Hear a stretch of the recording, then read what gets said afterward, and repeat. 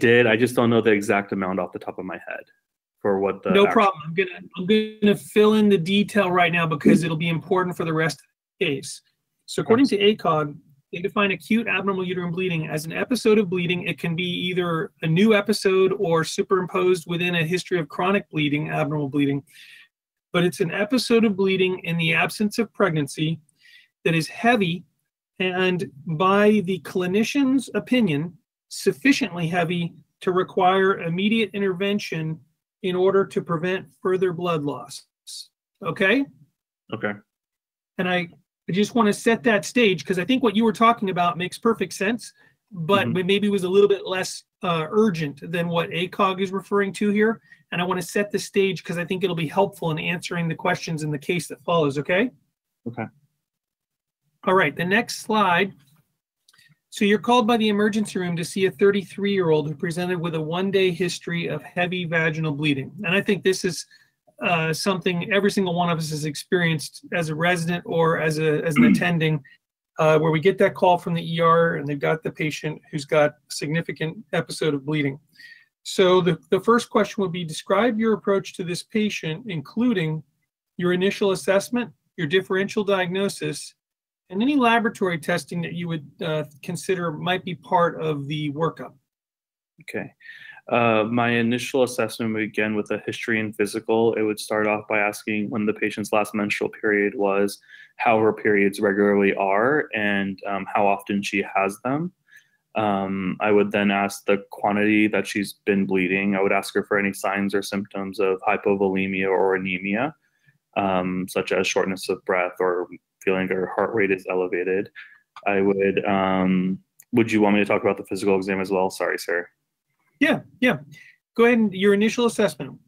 I would do a physical exam to evaluate, which is a focused pelvic exam. I would evaluate the size of the uterus, the quantity of bleeding that she is actively having. And I would also take account of her vitals. In regards to laboratory testing. What would her vitals be useful for? To tell me the severity of bleeding that she's having, like if she's having tachycardia or hypotension, that would be concerning for hypovolemia or severe hemorrhagic anemia or hemorrhagic shock, if you will. So the vital signs might be one of the assessments that would help us determine hemodynamic stability versus instability? Yes. Okay. All right. I'm sorry. I didn't mean to interrupt. Keep going. No, that's okay. And then I would either, if this was in the ER, I would have the ERs would probably have done a pelvic ultrasound already, so I'd interpret that. I would want a CBC as well as a pregnancy test. Okay. Now, was the CBC the only lab that you mentioned? In the acute pregnancy test. Yep. Yeah, a pregnancy test as well. Acute onset bleeding, we could evaluate a TSH as well. And if she's never had a coagulopathy before, but we can look into an INR, a PTT, and just fibrinogen as well. Okay. And differential diagnosis. Did you tell me that? No, I have not. Sorry. Differential diagnosis would include either fibroid uterus, endometrial polyps, a structural abnormality, leiomyomas, malignancy, and then coagulopathy, ovulatory dysfunction. Those are the big ones I'm thinking of. Iatrogenic from medications that she's possibly on. All right, let's go to the next slide. I'm going to, at the end, I'm going to come back through and give you some feedback, okay? So based on your initial assessment, you're going to need to treat the patient for this episode of heavy bleeding. The question is, what are the medical treatment options and what are the surgical treatment options, and how would you normally proceed? It would be very dependent on the severity of bleeding that she's having. If it's so let me state it again. Based upon your evaluation, okay. It is apparent that you're going to need to treat this patient for this episode of heavy vaginal bleeding. So that's another way of saying, and this could be written, this could be part of the case. It's another way of saying she needs immediate treatment because of the heavy vaginal bleeding. What are the medical options? What are the surgical options? And how would you usually proceed? In the setting of acute onset vaginal bleeding with that's very severe that needs immediate treatment, I can consider IV estrogen therapy. I could also consider DNC, possible if it's very severe, depending on fertility desires. I can talk about a uterine artery embolization, or even very rarely a hysterectomy if it is super severe and we're not able to get control of it. If you were going to give IV estrogen, how would you do it? The exact dose is not coming to my mind right now, but I would start off with an IV estrogen dose, and I think it's repeated every 8 hours. I just can't remember the exact amount off the top of my head. Are there any other medical treatments that could be used? Again, depending, or I could start her on tranexamic acid. I can put her on Provera as well, but I think those would be less helpful in the acute setting. I could also try to bolus her with TXA. So if you were going to give her TXA, how would you dose that? 1 gram, and then possibly repeat it in 3 to 4 hours, IV. But if I was to give her a PO course of TXA, that would be 1,300 milligrams every 8 hours. Okay. And what about, you said Provera. If you were going to give Provera, how would you dose that? I would give her about a 20 milligram Provera dose once a day to see if that would stabilize the lining. So if you gave the patient IV estrogen, how likely would it be that her bleeding would stop within 8 hours? It would, I believe that it improves bleeding by about 50%. But I do think that her bleeding would continue until we gave her a few doses of IV estrogen. Okay. Is progesterone, like medroxyprogesterone acetate, going to be similar in speed? No, it would take a lot longer for the medroxyprogesterone to work. All right. That is the end of this case. I'm going to take you back and I'm going to go over a few things, okay? Okay. So first thing, obviously in a case like this, in the actual exam, if you're not familiar with this concept of acute abnormal uterine bleeding, there might be some misinterpretation of the question. Okay. And I imagine the examiner would try to redirect you kind of like I did to kind of emphasize the acuity, okay? They could do that in several different ways. One way is they could offer you some lab results or possibly vital signs that might direct you towards a more acute situation. So I want to just mention, when you get this kind of a question, if you get a question about acute abnormal uterine bleeding, in your initial assessment, and you did this, you mentioned looking for any signs of hypovolemia, also assessing for hemodynamic stability or instability, which would partly include the vital signs like we talked about. I would mention to the examiner, your initial assessment will also take into account, does the patient have IV access? Is it possible that you might need to give the patient a blood transfusion or some type of clotting factor replacement? And that's important in the initial assessment. For what reason?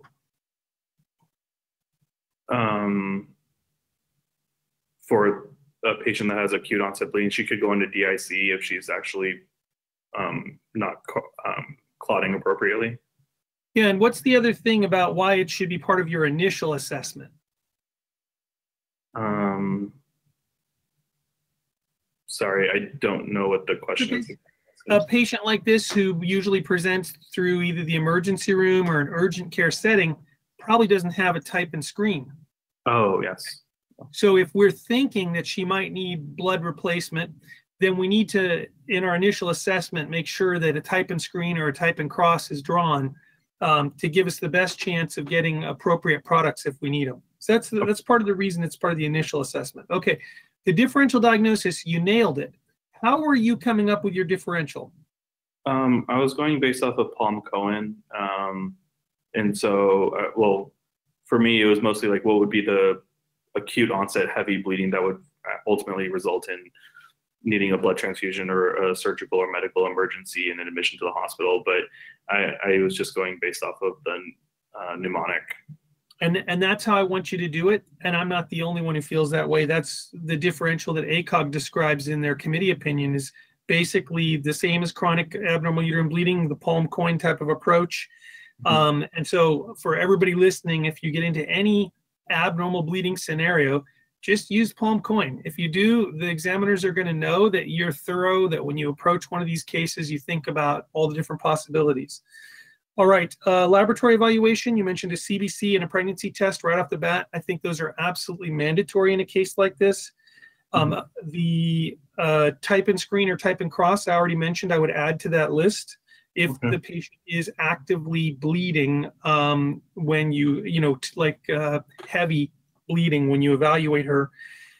Whether to get coags, that would be a consideration. You mentioned that. And then maybe not in the initial, well, probably definitely not in the initial set of labs, but depending on what you find in your differential, you might actually do an evaluation for von Willebrand's depending on the patient and the scenario. If you were going to do an evaluation for von Willebrand's, how would you do it? I would get a factor 8 activity, or ristocetin cofactor, and just a total von Willebrand or factor 8 level, I believe. Okay, so I would agree, factor 8, ristocetin cofactor assay. Von Willebrand's factor antigen is the third test in that group of tests. And then I think it's completely appropriate in the exam to say I would consult hematology if I was doing this workup. And the reason I think it's completely appropriate is because in all of ACOG's publications that talk about von Willebrand's, they always talk about co-managing these patients with hematology. And so I know a lot of us are trained in our mind that we're not supposed to consult in the exam. That's not right. Go ahead and consult when you should consult. They may tell you that they're not available immediately. You're going to have to start the evaluation on your own. What tests would normally be ordered? That's fine. You did a nice job. You got 2 out of the 3 right off the bat there. And then you also mentioned TSH, I think you said, possibly? Yeah, I was still trying to figure out if this was like acute enough to warrant like an emergency room visit, or if this was just a patient coming in for a heavier like one-time episode. So I was just going into the whole abnormal. Yeah, I think TSH is a very reasonable thing, especially if we're talking about a patient like this presentation. It says the ER called you, so you don't have any history. And TSH does appear on the list of things that ACOG talks about. So I think that's a very reasonable consideration. And then longer term, you could be thinking about possibly looking if the patient has an anemia, looking at iron studies. But again, that's not an immediate thing. So then the last part of this question, well, actually, we covered laboratory testing. They don't ask us about imaging. But if you were going to get imaging, I think you mentioned it, what would be your preferred first study for a patient like this?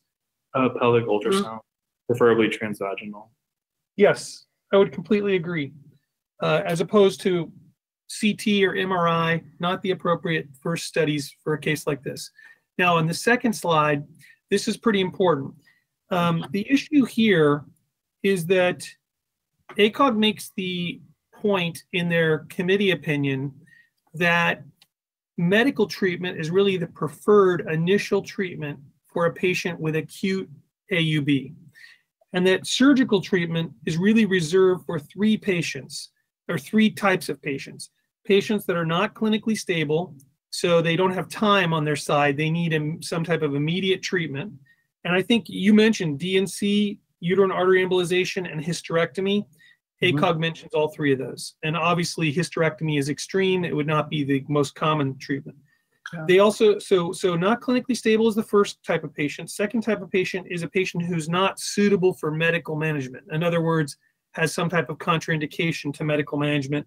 And the third would be a patient who's previously failed medical management, would be somebody who would potentially be a candidate for surgery. Now, regarding medical management, you gave me several. IV estrogen is the most likely to be successful in the shortest period of time. And the dosing of that is 25 milligrams IV every 4 to 6 hours, usually given for a 24-hour treatment course. And in studies, it stops the bleeding 72% of the time within 8 hours. So stops the bleeding. So IV estrogen can be very, very effective for acute bleeding. The other options ACOG mentions, they mention oral progestins, like you said, medroxyprogesterone, 20 milligrams, 3 times a day. So very high dose progestin, 3 times a day, and that's for a 7-day treatment course. And they quote in the committee opinion, 76% of patients will stop bleeding within 3 days. So with IV estrogen, we were talking about 8 hours. With this, we're talking about 3 days. It does not work as fast. And then tranexamic acid, you mentioned the 1.3 gram oral dose, which can be given 3 times a day for up to 5 days. Or also you can give IV dose to tranexamic acid if you want to. There are not as many studies. Well, there really are not any extensive studies on this particular treatment, but it is considered appropriate. ACOG does mention it. And the final one that they emphasize in their committee opinion is one that a lot of us don't think of. And so I just want to point this out. And that's a combined OCP taper. Now, here's the question you might get. I hate to put you on the spot, but they might ask you if the combined OCP taper comes up, what OCP would you pick? What would you say to them? Honestly, I have no idea, to be 100% honest if you with you. If you can't pick a particular product, can you describe what would be important about the composition of the OCP? I feel like I would want it to have ethinyl estradiol and norethindrone acetate in it. Maybe like a 3rd generation, I believe that's what it would be, but I'm not 100% certain about that. No problem. What is the effect of a higher ethinyl estradiol dose in the pill? Decrease the amount of bleeding one does experience. Yeah, essentially, if you're going to do this, they recommend a 35 microgram pill, ethinyl estradiol pill, and you give it 3 times a day for 7 days. And with this type of treatment, you get about 88% cessation of bleeding within 72 hours, within 3 days. So again, if you're going to pick a combined OCP taper, pick a monophasic pill that's got 35 micrograms of ethinyl estradiol. And none of us have all the pills memorized. So you could simply say, well, the key component will be the ethinyl estradiol. I would pick a monophasic pill that has 35 micrograms. And truthfully, you could pick any pill that you can get that has that. Okay? Yeah. All right. Let me ask you one last question. If you were to treat a patient like this with medical therapy and she stabilizes, what would you, with one of these initial therapies, what would you do next? I would probably get her on serial CBCs, or she's been stabilized and discharged from the hospital. Or okay, I would probably put her on oral contraceptives and have her follow up within 2 weeks. That's the key point. They make this point: transition the patient to some type of long-term maintenance therapy to try to control her bleeding. So it's one of these things. It's obvious, I think, but it's nice to mention that in the exam if you get to that point. Okay. Any questions for me before I let you out of the hot seat? No, it seems like I got a lot to review just about acute on, like if the examiner doesn't tell you, in my mind, I didn't know if this was like severe acute onset bleeding, but I guess I should have assumed that, or I just hate assuming things. So I wouldn't say to assume, but I would say when they tell you that somebody comes to the emergency room for heavy vaginal bleeding and that they're consulting you, because usually if it's not heavy, they're not even going to call us, right? They're going to send her home and tell her to call and follow up with OBGYN. Yeah. So if they're consulting us for a patient in the ER, that's one clue. And when they give us a case that says, now this says heavy vaginal bleeding. Now, if it's the ER consulting us, they probably have done an assessment. If it's a patient calling, then she may be, for one patient, a very small amount of bleeding is heavy, and for somebody else, a lot of bleeding is not that much. So again, there can be some subjectivity. Let me mention how you can handle this. Let's say you're really not sure that it sounds like it's heavy. So this is where you say, well, based on the scenario, what I'm envisioning here is that this patient has got like an active hemorrhage going, a very, very heavy episode of bleeding. And with that in mind, my approach would be, so you basically pick an option and you start to discuss that option. Now, if it's not the option they wanted you to think about, they have an obligation to redirect you a little bit. Okay? Yep. All right, nice job. And I mean, I know you feel like, oh, you got stuff to review. This is a topic that we find, time and again that most of us, unless we recently dealt with a patient like this, it's not the kind of stuff that comes off the top of our head. So it's part of the reason that this particular scenario is in our materials. We usually have some type of case like this just about every year in our materials. So Dr. Nakarni, I'm going to let you out of the hot seat, and I will move to our next person. Just 1 second.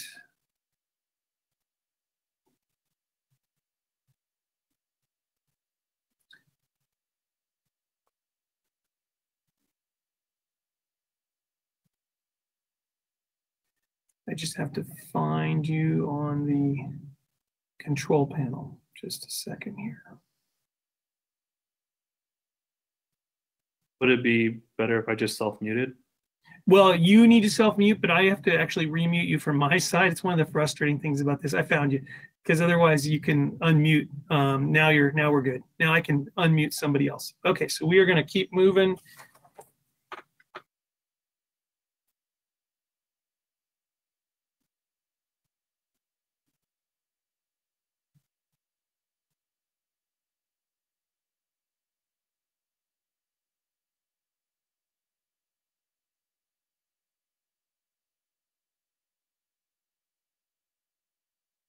I know sometimes it's hard for you guys to realize how many names there are in the control panel. Okay, Dr. Davenport, are you there?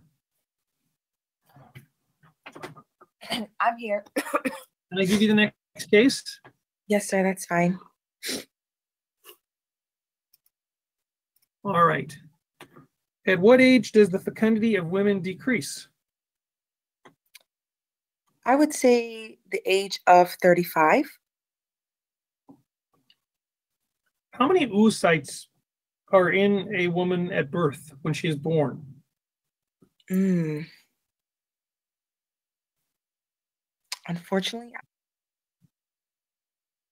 I can't. Muted. Hello? Hello? Okay. Sorry, it kept muting. But unfortunately, I don't know the exact number, but I do know it's the highest amount at that time. Highest amount compared to when? Compared to as the woman continues to age. That is actually a very nice strategic answer, because you don't know an exact number, but you just gave me some valuable information related to this topic. As opposed to men who make sperm continuously through their reproductive life, women have a declining number of oocytes as they go through their reproductive years. How many do you think it's estimated? How many oocytes are estimated to be remaining in the ovaries of a 51-year-old? The amount would be, I would say, at least 65%. Well, no, 51-year-old, I apologize. I would say at least 75% decreased from when it was at birth. And you would be right, because at birth, the estimate is 1 to 2 million oocytes in the ovaries. And at age 51, the average age of menopause in the United States, it's estimated that there are 1,000 oocytes. So pretty significant decline. Okay, so let's go to the next slide. A 42-year-old G0 presents to you to discuss getting pregnant. Charging battery. How long would you recommend she attempt to conceive before seeking evaluation and treatment?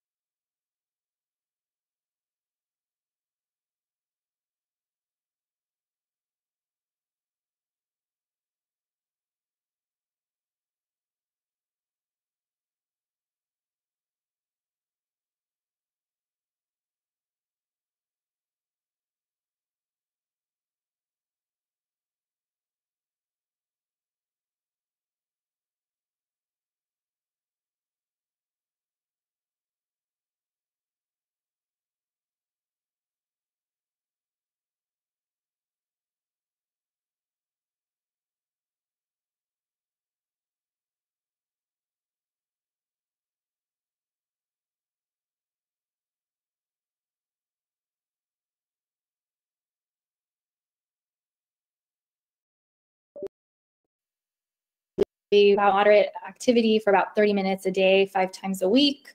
And contraindications to aerobic exercise during pregnancy, again, would be patients who have heart disease, who cannot tolerate exercise. I would also recommend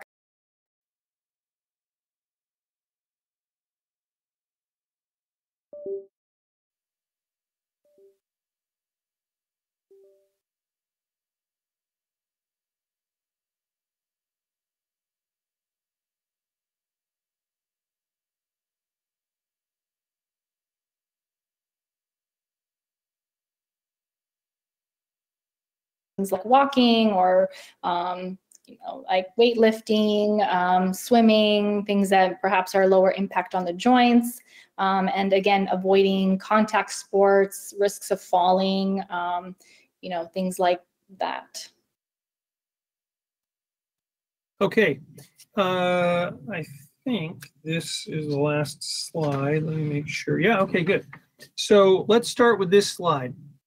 You talked about the 30 minutes a day, 5 days a week, and in fact, ACOG's writings in certain places, they talk about 30 minutes a day on most or all days. And before, during, and after pregnancy. One of the things you said at the very beginning of this case was you would take into account the patient's activity level prior to pregnancy. So obviously, somebody who is deconditioned prior to pregnancy will have somewhat limitations during pregnancy, but still should be encouraged to exercise. Contraindications, you mentioned heart disease, restrictive lung disease also would be a contraindication. There's a couple others that I think are still pretty valid.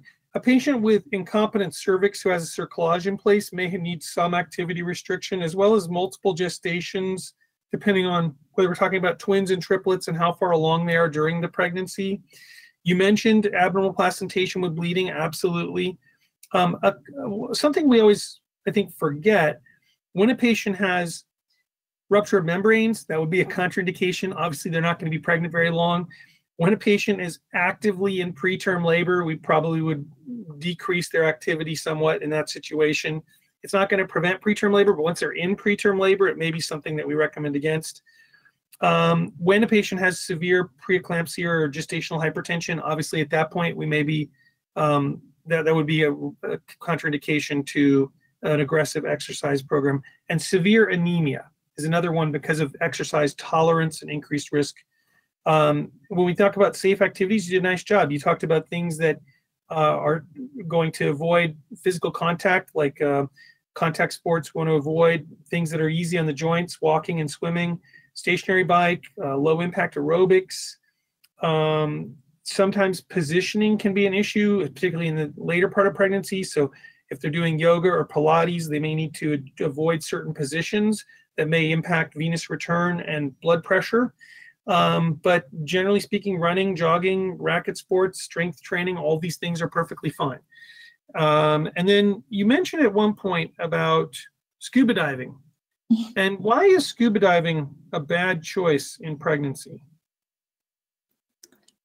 So, my thought process behind this is that at that pressure, there's probably less venous, blood flow into the placenta, and potentially could lead to things like stillbirth or fetal growth restriction. It's interesting. I'm not sure that it's ever been studied in any way, but I know one of the concerns has to do with deposition of gases, both, just like can happen in the mom, can also happen in the fetus, because when you're breathing compressed air at depth, you build up nitrogen in the body. So that's another concern as well. But it is something that is usually not recommended in pregnancy, along with things like horseback riding, water skiing, surfing. So just a few things to think about. Okay, also downhill skiing too is on that list. Let's go back for just a second to this question here. Benefits of exercise, lots of benefits, and you named a whole bunch of them. The only one that I think is not clear is whether it actually reduces hypertension in pregnancy. It's probably good for exercise outside of pregnancy for reducing the risk of chronic hypertension, but I'm not sure that it's ever been shown to reduce the risk of preeclampsia or gestational hypertension. But you did mention reduction in postpartum depression, along with a number of other things like cesarean birth, operative delivery, decreased weight gain in the mother, decreased risk of gestational diabetes. All those things are completely appropriate and relevant. There is no, the second question, does activity restriction reduce the risk of preterm birth? No evidence of that. And then the third question, are there any risks from bed rest? You mentioned venous thromboembolism, not to mention with long-term bed rest, we have increased deconditioning, which is not good for the patient, as well as potentially some bone demineralization as a result of prolonged bed rest. So really not much indication for bed rest anymore. And in most pregnancies, activity should be encouraged and not restricted. And I think that's what kind of how you approached it. So I am going to stop there. Do you have any questions for me before I let you out of the hot seat? No, thank you. All right, nice job. And by the way, there is actually an ACOG committee opinion on this topic as well. I always, whenever we have a structured case, I always go through and search up what might be some references that would relate to it. There's a committee opinion number 804. It is still a current committee opinion. It talks about exercise during pregnancy. So if you're interested in getting a little bit more information, that is a place where you can look. And Dr. DiBella really did great with that. So let's get our next person into the hot seat.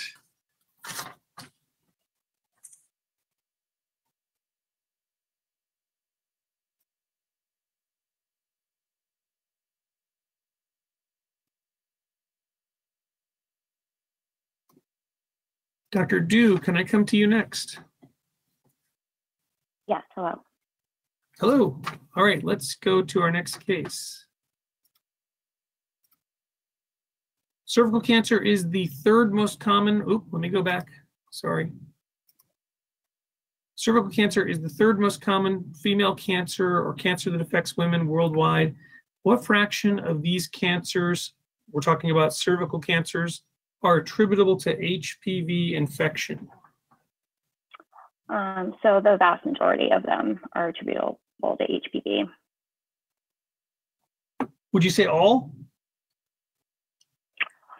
I'm trying to remember if there are some types of cervical cancer that are not necessarily associated with HPV, but I'm blanking right now. So yes, I would say all of them are attributable to HPV. Okay, let's go to the next slide and then we'll come back at the end and go through things. So discuss the HPV vaccine. How would you counsel the patient about why you recommend it? Who is indicated to get the vaccine? How do you give it? And what HPV types are in Gardasil 9? Yeah, so the HPV vaccine protects patients against the 9 most oncogenic strains of HPV. I do recommend that patients, well, it's recommended for patients ideally between the ages of 11 and 12, although they can get it as early as 9. And then there is a catch-up period between the ages of 13 and 26 when it's recommended as well. I do still counsel patients on the HPV vaccine if they have not received it up to the age of 45, especially if they are still at risk of contracting HPV, for example, if they have multiple sexual partners. So it is an intramuscular vaccine. Under the age of 15, there are 2 doses between 1 and I believe 6 months apart. And then after the age of 15, it's 3 doses. I'm sorry, so for the 2 doses, it's 2 doses 6 months apart, and then 3 doses after the age of 15. There's 2 months between the first 2 doses, and then 4 months between the second 2 doses. And then the types in Gardasil 9 include HPV 16, 18, 31, 33, 45, I want to say 52, and one more I'm forgetting, and it also protects against 6 and 11, which are associated with genital warts. Okay, one follow-up question. So is it recommended for men and boys? It is recommended for men and boys as well. Why? Because they are also at risk of getting the infection and can, of course, pass it to their partners. So I do recommend it for boys. Okay, so I want to ask you about that last part. You said because they can get the infection and pass it to their partner. So are you telling me that men and boys are recommended to get the vaccine to prevent cervical cancer in their partners? So men are also at risk of getting HPV-related infections. So I think that is the primary reason why it's recommended for them. Good. I like the answer here, because would it be ethical to give a vaccine to somebody who has no direct benefit from it? Well, we could argue Tdap is kind of like that in the 3rd trimester of pregnancy, but the bottom line is that most of the time the indication for a vaccine is related to the individual who's getting it, not somebody else. And so obviously, if men and boys are vaccinated, it would reduce the infectious pool that women and girls could be exposed to. And by the way, for the purposes of these discussions, when we talk about men and boys and women and girls, we're talking about cis male and female type of designations simply for simplicity. Okay, but the bottom line is that these infections can affect anybody and everybody. And there are HPV-associated cancers besides cervical cancer. Obviously, cervical cancer, vaginal dysplasias and cancers, vulvar cancer, and then anal cancers, which can affect men as well, genital warts, and also head and neck cancers, oropharyngeal cancers. So I like your answer in that it is relevant. And penile cancer also, I think, is sometimes related to HPV. Okay, so let me just see if there was, so would you give the HPV vaccine in pregnancy? I would not give it in pregnancy. Why not? I don't believe that there is enough safety data yet on it in pregnancy, so it is not recommended. And I would agree, good answer. Regarding what types are in Gardasil 9, at the beginning of the discussion, I think you said 9 oncogenic types. I don't usually think of 6 and 11 as being necessarily oncogenic, but they are associated with genital warts, which you did talk about at the end. And of the types you listed all of them except 58. That was the one you couldn't remember. That's great. Okay. By the way, for everybody listening, if you're in the exam and they ask you what HPV types are in Gardasil 9, I think it's a completely legitimate answer to say 6 and 11, which cover genital warts, 16 and 18, which collectively are responsible for the majority of cervical cancers. Just for the record, 16 and 18 are about 70% of cervical cancers, plus 5 other oncogenic types that are responsible for another 20% or so of cervical cancers. So if you don't want to struggle remembering the numbers, I think that's a reasonable answer. If they come back and say, what 5 oncogenic types? Then you can be truthful. Well, it's hard sometimes to remember them. I'd have to look them up. It's not a pass-fail question. Okay. All right. You mentioned the 2-dose and 3-dose series, and you corrected yourself on the timing of the 2 doses. That was perfect. If the patient gets the first dose a month before her 15th birthday, would that mean that you have to give her 3 doses? No, I believe you can still just give her 2 doses. Absolutely correct. If they get the first dose before the 15th birthday, then they only get the second dose. All right. And let's just go back really quick to this question. So I hate to say all of anything, but actually, I looked this up and up to date, and they said virtually 100% of cervical cancers are attributed to HPV infection. So, 99% would probably make me more comfortable, because I'm always nervous to say all or none to anything, because there's always some exception to the rule. But it's pretty much the vast majority, almost all, is how I would describe it. If you want to say 100%, you're not alone, because, like I said, that was in the up-to-date write-up that I had reviewed on this topic. Okay, so any questions for me before I let you out of the hot seat? No, I don't think so. Thank you. All right, thank you.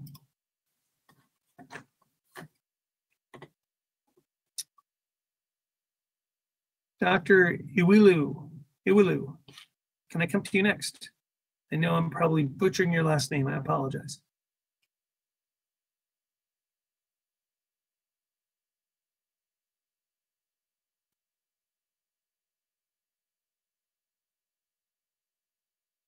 Dr. Iwilu, Chibi? Okay, if I come to you for the next case?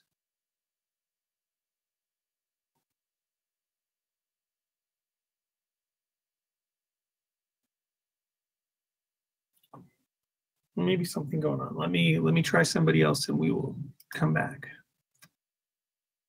Just a second here. Dr. Kia, can I come to you next?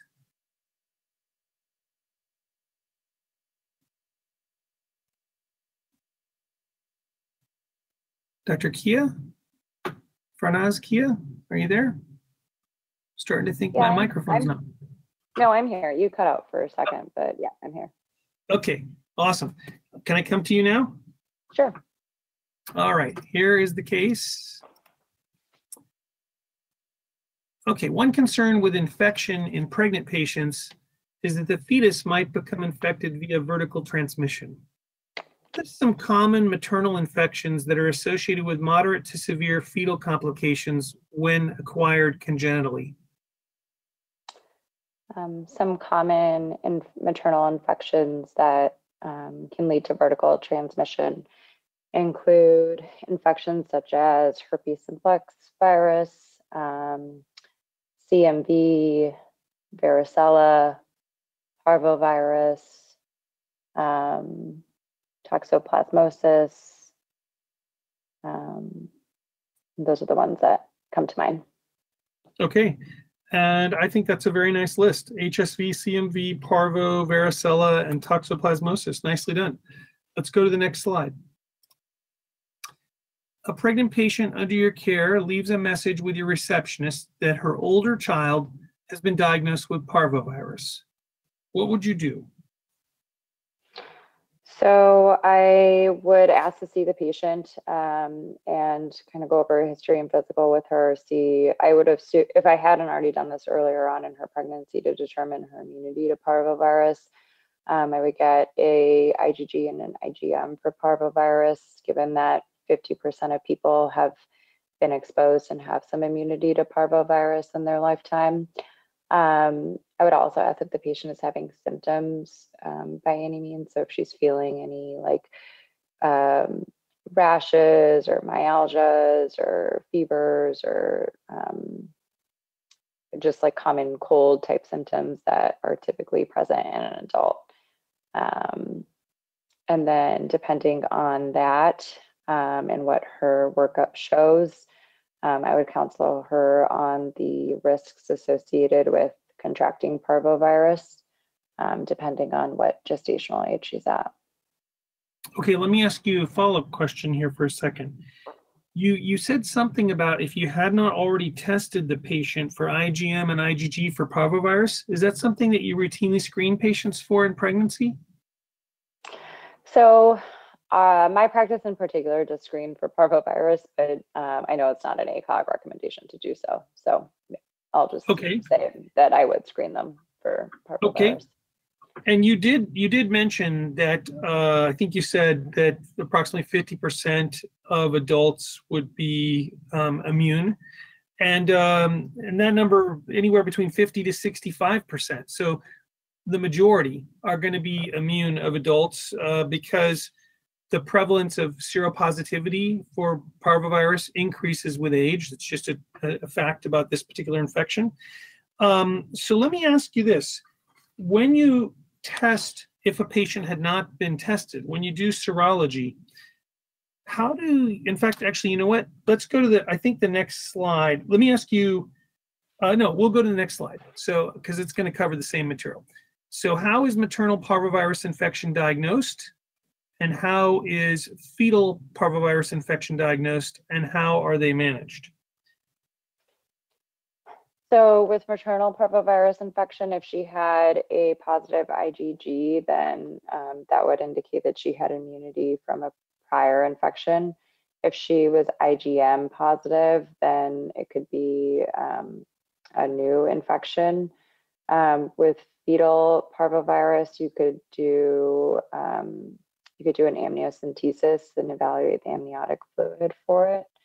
And then you would look for ultrasound findings that would be consistent with if there were to be any signs of fetal parvovirus. So the thing that commonly comes up, or I guess can come up with fetal parvovirus, is the development of fetal anemia and high drops. So you would monitor someone with MCA Dopplers to see if there's any signs of fetal anemia. And if there are, then you would treat them with doing pubs or transfusions if there were to be signs of fetal parvovirus. And then I would screen someone with MCA Dopplers up to 8 weeks after their exposure. Okay, a couple of follow-up questions. You mentioned if a patient were IgG positive, that would be evidence of previous infection. So if a patient were IgG positive and IgM negative, how would you handle this? So if she was exposed and IgG positive and IgM negative, then I would explain to her that although she does have prior immunity, I think her fetus would still be at risk. And so I would still screen her with MCA Dopplers. Okay, so we're going to go through this for a second because I don't want to confuse anybody. So with IgG positivity and IgM negative in your initial screening, this would be evidence of previous exposure and immunity in the mom. So we would really reassure that patient. That's going to be that 50 to 65% of adults who have immunity if their initial screening is IgG positive, IgM negative. Now, when the IgM is positive, if the IgG is also positive, you still don't know how recently, because the IgM being positive would suggest a more recent infection. So that would be the case where we would still monitor for potential fetal infection because of the IgM being positive in addition to the IgG. And if a patient is just IgM positive, obviously if their IgG was negative, that's a sign of recent infection. And so again, those patients are going to be monitored as you described for a minimum of 8 weeks after exposure for fetal effects. What about the patient whose initial screening is IgM and IgG negative? How would you handle that? So then that patient she could still have infection from being exposed to the parvovirus, and she does not have prior immunity. That's correct. And so how would you handle that? So I would discuss that with her and then follow her MCA Dopplers. You could, but there's a slightly easier answer, and that would be repeat her serology in 4 weeks. Because remember, an exposure doesn't necessarily mean that she's going to acquire the infection. Okay. So so what they recommend is repeat the serology in 4 weeks, and then if she's IgM or IgG positive at that point, then we would monitor her for potential fetal infection. Now, by the way, that brings up another question. So, what would be the risk of acquiring parvovirus if a household member is infected? So this patient has a child living in her house. What is the approximate risk of her acquiring the infection if she does not have immunity? I don't know the exact percentage, but I want to say about 20%. Okay, and do you think it would be more or less if this was a child that she was either a daycare worker or school teacher of that child, but not living at home with that child? Less. Yeah, it would make sense, right? Because if you're living with somebody, you're exposed to them, probably more hours of the day. And actually, ACOG has a practice bulletin on this, and in that practice bulletin, they talk about the risk of acquiring the infection from a household member as being about 50%, and from a daycare or school contact would be lower, between 20 to 50%. So not a lot lower, but lower. Okay, so I want to just follow up on one thing. You talked about monitoring for high drops and also monitoring for fetal anemia with middle cerebral artery Dopplers. Very, very important. You can have even a fetal death occur without developing high drops first. So you would look for both those things, high drops as well as in fetal anemia. And you talked about pubs and transfusion. And that is important. If you have a affected fetus, fetal transfusion greatly increases the survival. So if you have an affected fetus as evidenced by fetal anemia or high drops, you would consider pubs and fetal transfusion. And then the last thing, we talked about monitoring a patient who has a mom who has the infection, so somebody who's IgM positive, for 8 weeks, and it would be 8 to 12 weeks. So there's a window there up to 8 to 12 weeks after exposure. If there are no signs of fetal infection after 12 weeks, then it's unlikely, and you don't need to continue monitoring them in that scenario. So you would monitor them if they were IgG positive and IgM negative initially? You would continue to monitor them? If the initial test is IgG positive, IgM negative, the very initial, like at the time of exposure, those patients are immune. But if there was IgM positivity, or both were negative and then one of them became positive, and that's the tricky part. So I did say if they were IgG and IgM negative, you'd repeat the testing in 4 weeks. If at that point they come back IgG positive, you have to think, oh, they must have cleared the IgM reaction quicker than on average, but they had a recent infection because they were IgG negative 4 weeks ago. Okay? Okay. Make sense? Yes. It's a little tricky. It's easy to talk yourself into a false assertion because there's so many different variables here. Because it's different than like the CMV, for instance. Yes, and that's actually one of the things that can be a little tricky. There's unique issues for CMV, for toxo, for parvo, and for what was the other one we were talking about at the beginning? I know we talked about HSV, but varicella. Varicella. So each of these infections can present its own structured case in the exam, and they're all slightly different. And by the way, how would you classify fetal high drops due to parvovirus? Non-immune. Non-immune. Good job.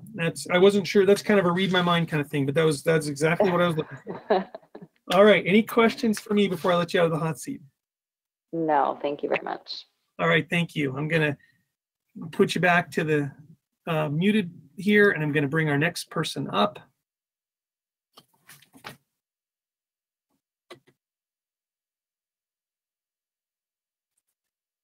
Dr. Rivera, is it okay if I come to you next?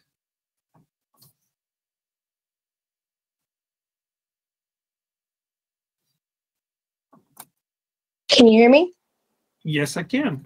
Yes, I'm here. All right, here is our next case. How is cleft lip inherited?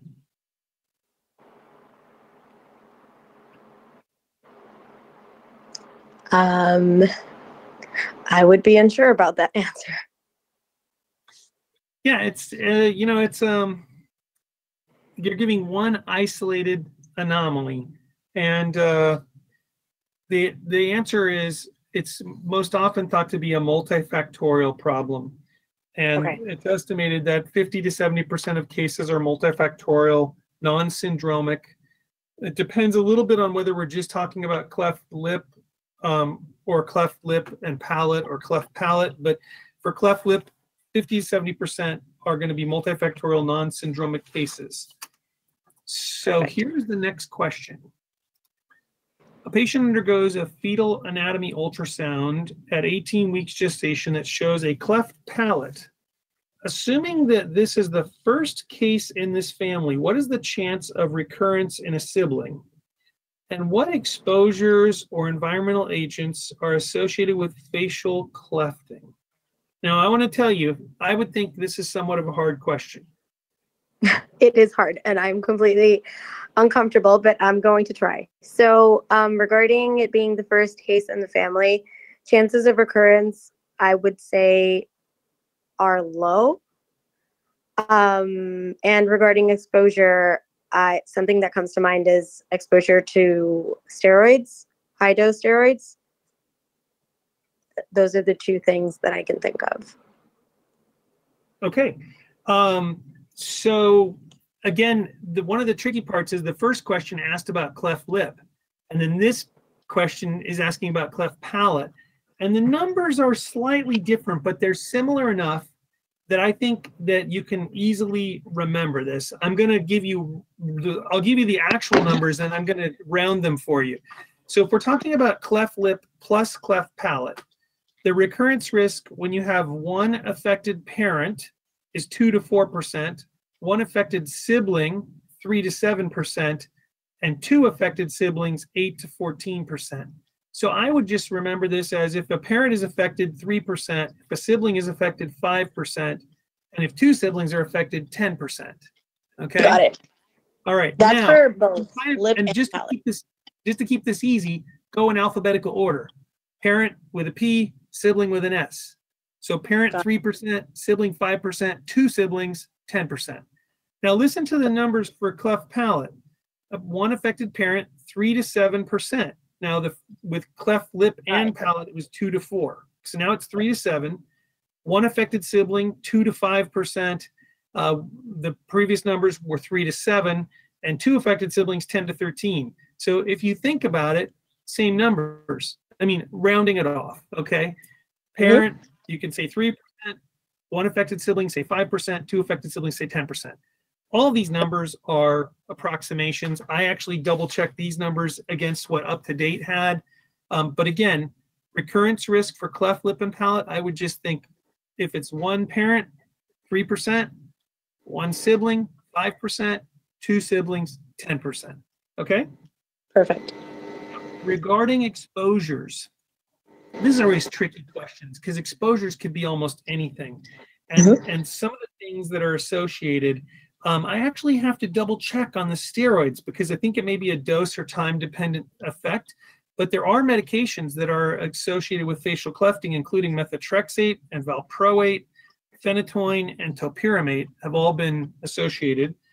Also smoking associated with slight increased risk for clefting, alcohol abuse associated with increased risk, maternal obesity, and folate deficiency. So pretty common list of things, okay?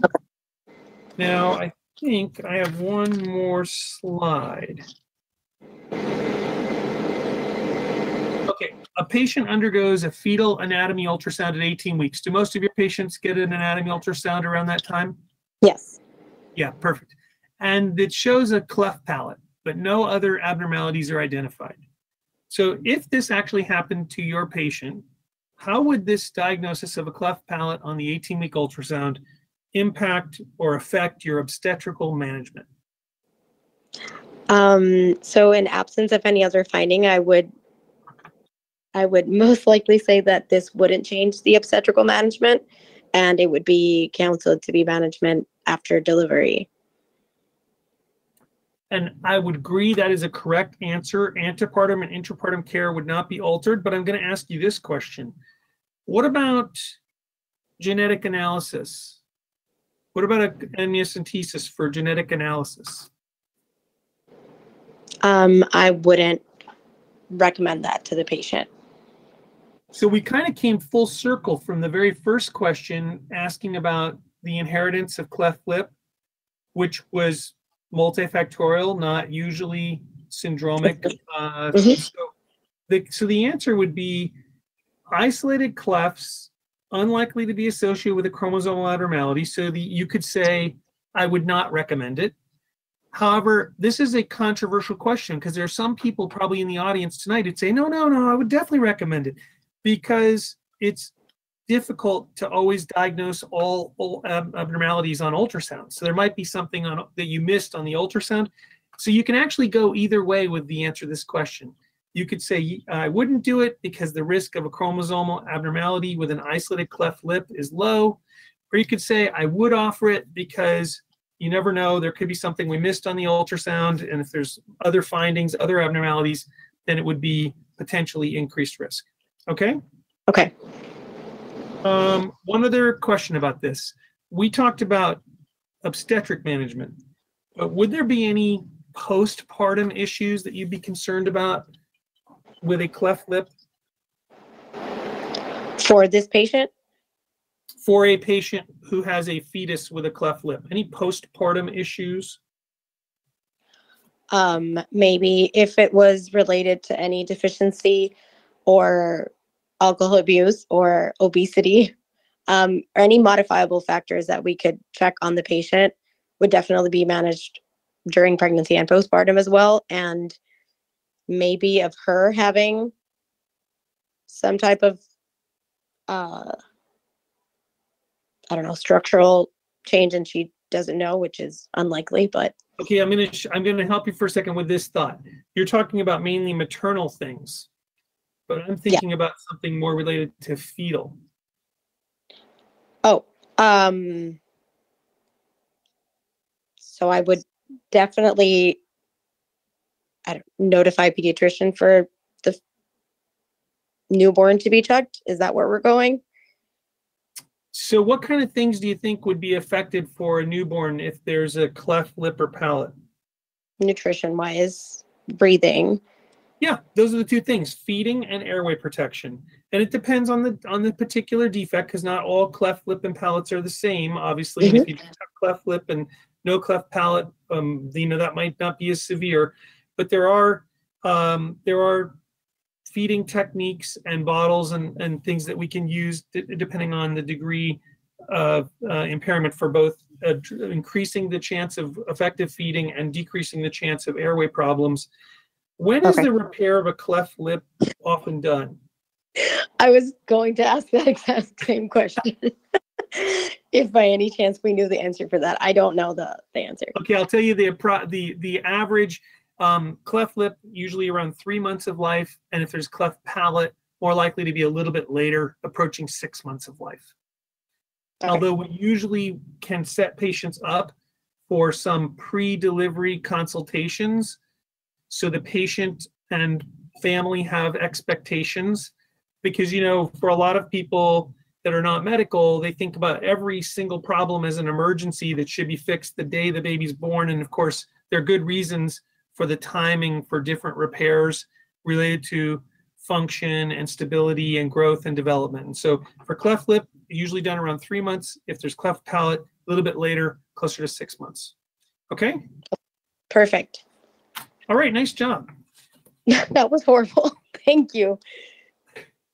So this brings us to the end of tonight's webinar. I want to stop here and I'm going to see what questions do we have. So let me try to see if I can address every question. Hold on one second. Dr. Schneider, do you have a question? Hi, yeah, can you hear me? Yes. I just asked with regarding the HPV as a cause of all cervical cancer. Yes. I was just asking really specifically about clear cell carcinoma of the cervix. I read that it's like 98, 99% is HPV. I was just wondering what other, if there's any other cause that you were able to find. Yeah, the thing is, I wasn't, when I was looking at this, I wasn't able to find any other clear identifiable cause, but I also have in my mind this nagging thought that I've heard of cases that were suspected not to be HPV associated. So I hate saying 100%, and I'm still on the trail to try to find out if I can find a source that I can cite that says that some cervical cancers are not, and I have to believe that some are not. My recollection is, as I've gone through training and practice, that some are not. But when I saw this case and I was looking at this earlier, I realized I don't have a source for that. So it is a question I will leave unanswered at the moment because I don't know what to tell you. Okay. All right. Thank you. Appreciate it. Sorry about that. All right, let's see what other questions. Hopefully it'll be something I do have the answer to. Dr. Meridi, are you there?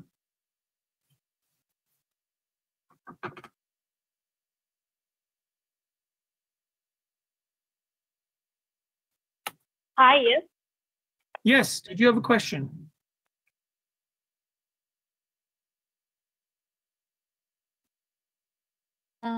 Hello. I can hear you. Did you have a question? Yes, so I just have a question regarding the trisomy 13. I think Potter syndrome is related to cleft lip and palate. So probably amniocentesis is not a bad idea. See, I knew that there would be a split on this, and I would say that you're not wrong. You could argue that you know, you would not necessarily recommend it. I think most people follow the philosophy that if there is an anatomic abnormality on ultrasound, any anatomic abnormality, that genetic testing is completely reasonable. And I'm going to tell you, part of this is because genetic testing has become so much more widely available and so much less expensive that makes it more reasonable to do in, you know, in pretty much any case where there's a question. But it's not a slam dunk. It's not an absolute if we're talking about an isolated cleft lip as the only finding done on an ultrasound by a well-trained, reliable facility. Some people will argue that it's not absolutely necessary. So I knew that we'd get both sides. I think it depends on how you present the answer. So if you say, no, I wouldn't recommend it because the likelihood of cleft lip being associated with a specific genetic abnormality is relatively low, that's a reasonable answer. Even if your examiner may not feel like that's what they would do, it is still a somewhat reasonable answer. There is no dictum that says you must recommend genetic testing. You'd probably discuss it, but maybe don't have to recommend it in that scenario. But I knew that was going to provoke controversy, and that's part of the point of this exam, is that you're going to get some questions where even it may be a 70-30 split, meaning most people are doing option A, but a small proportion that's not an unreasonable proportion are doing option B. So I would tell you, like you said here, if you would recommend genetic testing, say I would recommend genetic testing and this is why, and you mentioned trisomy 13, I think that's very reasonable. Okay? Thank you so much. Thank you. Yeah, you're welcome. And I think there were more questions. Let me just see here. Dr. Nieves, did you have a question? Yeah, so I just wanted to say that in regards of the other possible causes of cervical carcinoma, and then someone mentioned about the clear cell, and going through that line, although most of that population is dead or in their way of dying, exposure to DS could also I knew that was going to have a patient with that. I mentioned it because I do have a patient that she's like a zillion years old, but she looks great and she's super active and whatnot, and she has essentially, she's a completely independent woman. She wants to keep doing PAPs yearly, and she's like, I don't know, I think like she's 76. I'm like, yeah, I mean, kind of, I mean, not many people made it this far. So, I mean, you're almost like a special specimen for me. So if you want to do it, it's fine. They keep coming negative, and she feels very reassured with that. So, yeah, excellent point. Excellent point. Thank you. You're welcome. All right, and let's see if we had any others. Dr. Zhang, did you have a question? Yeah, thanks. So my question was regarding that AUB case. I was wondering, when you treat somebody with Provera for TID 20 milligrams at high dose, would you ever recommend like a taper outside of the hospital, or is that kind of alluding to the more long-term treatment until follow-up? So you're asking, would you keep him in the hospital for the whole 7 days? Is that what you're asking? No, I guess my question is that in my practice, like when I was taking care of a lot of these in like hospitalized AUB patients, we'd keep them in for like 2 days, make sure their bleeding was fine, and then taper them. like a more like a long 3-week taper, like you would continue them TID for 7 days, then BID for 7 days, and then daily for 7 days. Would that be, Yes. is that something that's like generally standard, or was that something that was just like one of our isms? So no, tapering is reasonable. You can do it with Provera like you're talking about. You can also do it with combined oral contraceptive pills. I think there are a couple key points. The first point is you talked about not starting a taper until you see improvement in their bleeding. Right. So I think that's an important point. And with Provera in particular, that improvement in bleeding is going to be on the order of several days, not on the order of several hours like with IV estrogen. So when you talked about give them several days, see improvement in their bleeding, and then taper them, I think that is very reasonable. Tapering, though, would not mean complete discontinuation. We either keep them on a like progesterone or a combined oral contraceptive for long-term management, or transition to some type of longer-term management. So I think that's the other key point in that. But I don't think you were advocating to completely stop it. You were just advocating to get to a lower, more usual type of dosing, right? Right. Yeah, and I think that's completely reasonable. The high dose of either Provera or estrogen through IV estrogen or an OCP is really looking at stabilization of the lining of the uterus to try to bring the bleeding under control. And then from there, some type of maintenance therapy. So tapering is completely appropriate. There are different ways that people propose to do tapers, whether we're talking about combined oral contraceptive pills or Provera. And so as long as you can describe your approach, that is completely reasonable. And ACOG gives in their committee opinion some kind of off-the-shelf initial treatment recommendations. So for instance, they talk about the Provera 20 milligrams TID for 7 days, but there's nothing that says you have to continue it for 7 days if the patient's bleeding has improved. So I think it's a very good point. Does it make sense? That's helpful. Yeah, and then my follow-up question for that is when you have something on IV estrogen, it sounds like you keep them on for 24 hours at that 4 to 6 hour dosing. When you, Yes. and then would you transition them to either, is there like a preference to transition them to OCP, like estrogen-containing OCPs versus a Provera only? Yeah, I would probably put somebody like that onto a combined oral contraceptive pill. And so ACOG doesn't specifically state what maintenance regimen. They just talk about transitioning is important. Otherwise, you're likely to get recurrent bleeding.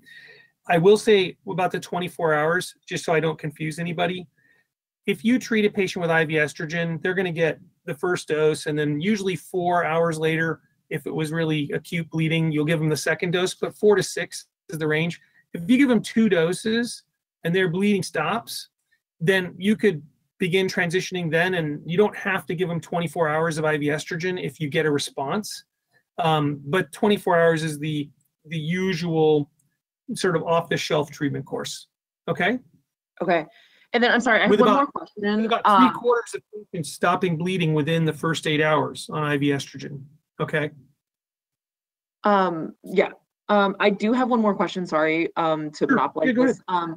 My only other question is for these acute bleeding type of episodes, I know that generally when we talk about like people who can or cannot take OCPs because of like estrogen contraindications, do those same estrogen contraindications like history of DVT, PE, hypertension, smoking, do they still apply for like acute bleeding episodes? Like, I guess, would it be wrong to give Great question. IV estrogen in those cases? So I'll tell you one, I can't answer every scenario because there's a lot of possibilities. We'd have to kind of be specific, but I'll give you an example of one that I can answer. You get the patient, you talked about DVT. So the patient has an indication for anticoagulation. She's actively anticoagulated. You can give her these therapies, including IV estrogen, because she's actively anticoagulated, okay? So you're not gonna overcome her anticoagulation by giving her IV estrogen. And sometimes we see patients who present like this because they are anticoagulated, okay? Right. So that's an example of a scenario where you might be thinking it's a contraindication, but in reality it's not, if they're actively anticoagulated. Now, if you have somebody with a strong VTE history who's not anticoagulated, that might be somebody where you would have to kind of weigh the risks and benefits, because certainly surgery itself does have risk for clot formation. But again, The specific diagnosis might also weigh in there when you do your evaluation if your ultrasound shows something, depending on what it does. But there are cases where you can use medical therapy that you would not necessarily be thinking of doing it, like I mentioned, with somebody who's actively anticoagulated. Okay? Okay, that's really helpful. Thank you so much. Yeah, you're welcome. Okay, I think I've gotten all of the questions. Nope, hold on. I haven't gotten them all. I don't want to try. I'm trying not to miss anybody here. Hold on one second. Dr. I think it's Matei. Larissa, did you have a question? Oh, no, I just put a link in about this like HPV debate from earlier that said there's a review article from the International Journal of Gyn Cancer that just kind of goes through some non-HPV associated cervical cancers. But like the major takeaway really is that maybe 5% at best we think are not going to be caused by HPV. But overall, I think it's fair to say that almost all cervical cancers are caused by HPV, and even these more rare subtypes like clear cell, glassy cell, small cell, all of those also are associated with HPV. The ones that aren't sometimes are adenocarcinoma, but again, it's less common. So I feel like this has been a helpful discussion because we're basically coming to the conclusion that it's almost all, but probably saying 100% is overstating it, perhaps. Would you agree? Yeah, I mean, I think nobody is going to give anyone an overly hard time about it, I think, saying it that way. But, you know, the for key purposes concept, of patients, I think the key concept is that cervical cancer is an HPV-associated disease, and we should all know that. Would you agree with that? Yeah, definitely. Good. Okay. Thank you very much for contributing and for the post. That's very helpful. All right. I think we've gotten all the questions. This is a really great discussion. So, oh, you know what? Wait, hold on. I might have one more. Dr. Foster, did you have a question?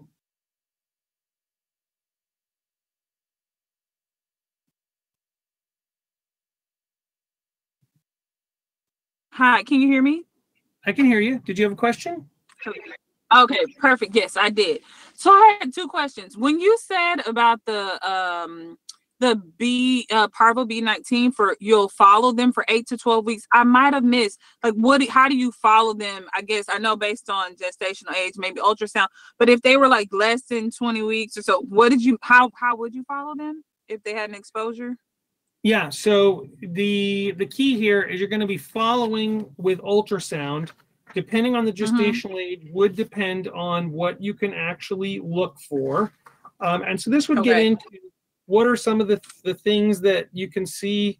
Obviously, these tend to be later things, but ascites, placentalomegaly, cardiomegaly, high drops, impaired fetal growth. So that could be potentially a sign.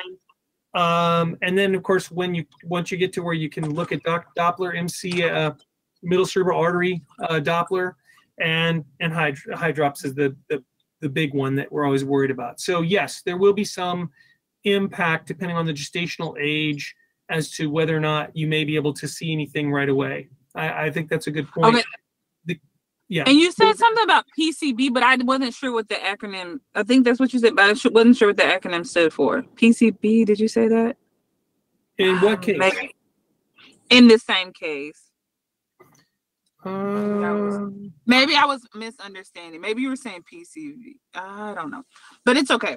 My last question, because I encountered somebody who had CMV today in this exact same scenario, but her question was about this patient that she is treating. She's a physical therapist, had CMV in congenital.